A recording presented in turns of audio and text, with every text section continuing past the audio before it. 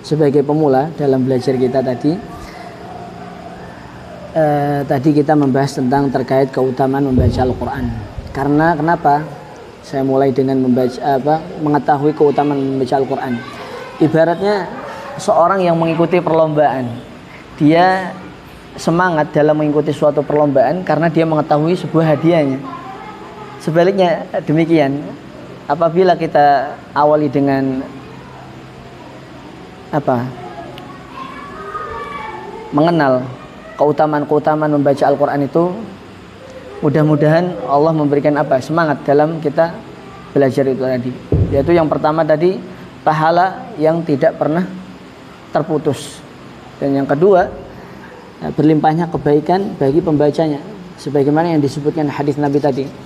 Man qara'a harfan min kitabillah, barang siapa yang membaca kitab Allah Al-Quran, falahu biha hasanatun, maka dia akan mendapatkan satu kebaikan. Wal hasanatu bi asyri amsalha, dan satu kebaikan itu dilipat gandakan menjadi 10 kebaikan. Kemudian sampai seterusnya. La aqulu alif lam mim harfun, aku tidak mengatakan alif lam mim harfun, kata Nabi.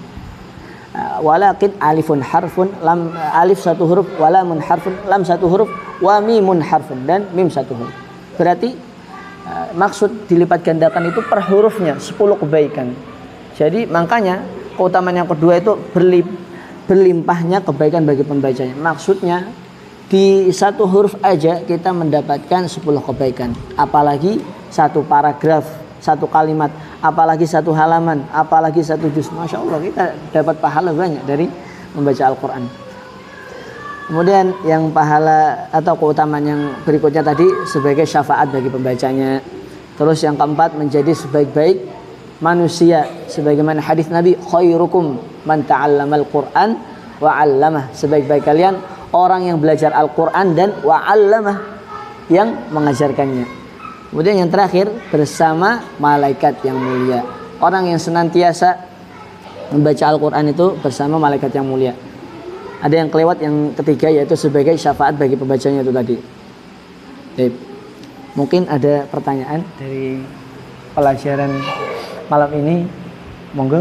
Saya pernah dengar Pak,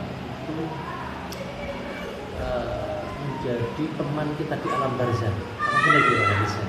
Wallahu alam, mungkin keterbatasan ilmu saya kurang tahu.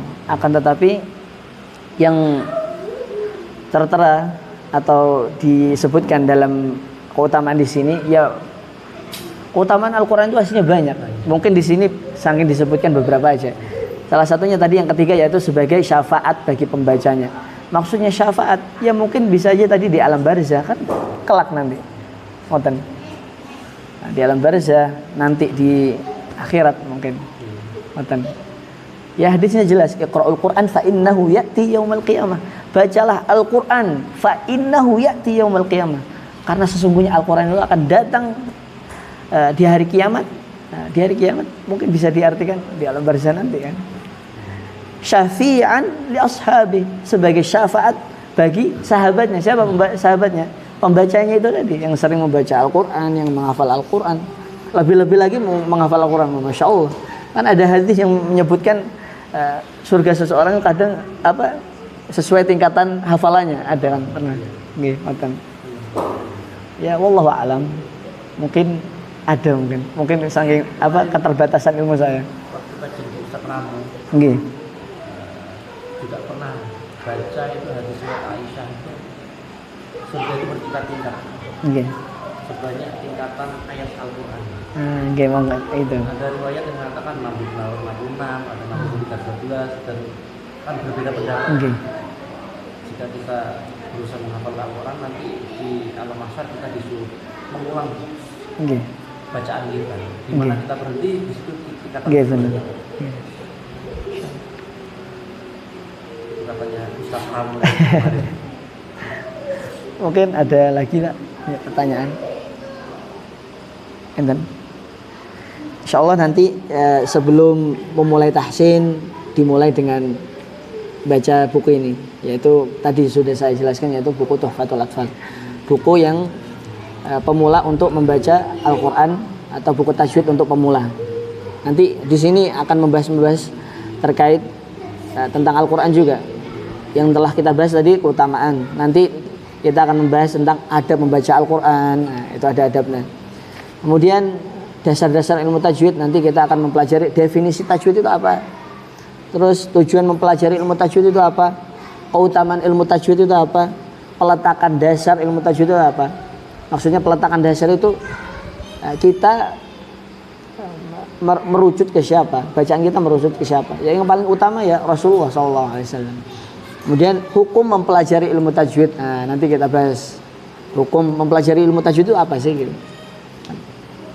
Insya Allah di pertemuan yang akan datang kita akan membahas. Untuk bukunya itu biar kita biar nggak salah cari belinya ya. Itu apa ada spesifik misalkan nama pengarangnya siapa?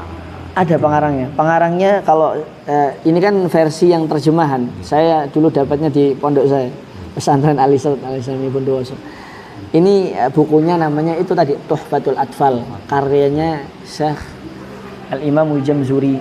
Itu masyhur ya, terkenal. Maksudnya nanti yang tafsir ini biar bukunya sama gitu. Okay. Saya aslinya itu mau ngeprint. Aslinya saya bukan mau bahas buku ini, buku yang dipakai di sekolahan itu. Akan tetapi itu kayaknya lebih terlalu nopo nggih. Dasar banget ya. Soalnya kan untuk anak-anak sekolah ngoten. Saya menyesuaikan aja yang ikut gitu. Soalnya kan Mas Haris itu ngomong ke saya ada yang di sini kan apa? Yang nanti Mas ada yang anak-anak, ada yang bapak-bapak. Makanya saya tanya, yang ikut siapa aja Mas? Soalnya supaya bisa saya menyesuaikan materinya ngoten.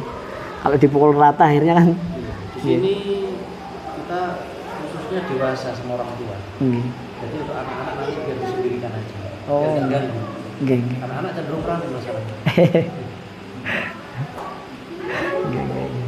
Lidahnya orang tua ini udah kaku saja. Ya betul apa-apa. Kalau misalnya takut diprintkan aja buku saya, nanti tak print saya. Saya printkan. Saya itu tadi mau ngeprint, cuma kondisinya hujan tadi. Iya. Keburu telat, makanya tadi mepet saya datang sini. PDF-nya dikirim nanti, jadi masing-masing. Oh, siap, nanti saya. Ibaratnya rujukannya satu nanti. Siap, insyaallah.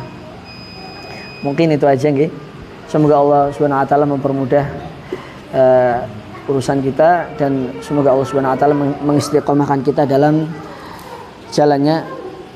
Kurang lebihnya mohon maaf. Kita akhiri dengan doa kafaratul majlis. Subhanakallahumma wa bihamdika asyhadu an la ilaha illa anta astaghfiruka wa atubu ilaik. Assalamualaikum warahmatullahi wabarakatuh. Waalaikumsalam warahmatullahi wabarakatuh.